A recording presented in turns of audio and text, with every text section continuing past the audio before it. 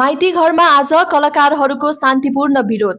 दर्शकवृन्द कला, फिल्म तथा साहित्य क्षेत्रमा अभिव्यक्ति स्वतन्त्रताको संरक्षणको माग गर्दै कलाकर्मीहरूले आज माइती घरमा शान्तिपूर्ण विरोध कार्यक्रम आयोजना गर्ने भएका छन्।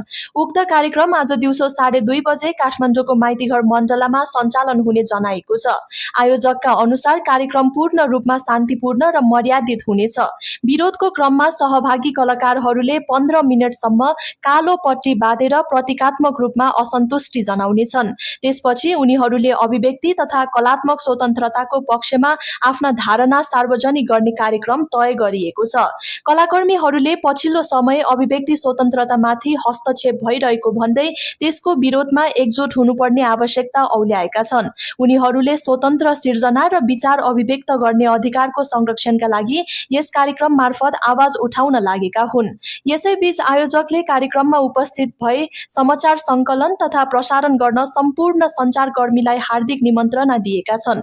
आम नागरिकसम्म सत्य, तथ्य र सन्देश पुर्याउन सञ्चार माध्यमको भूमिका महत्त्वपूर्ण हुने विश्वास व्यक्त गर्दै सक्रिय सहभागिताको अपेक्षा गरिएको छ।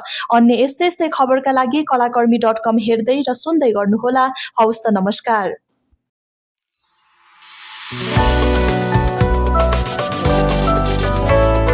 कलाकर्मी.com सधैँ ताजा अपडेट।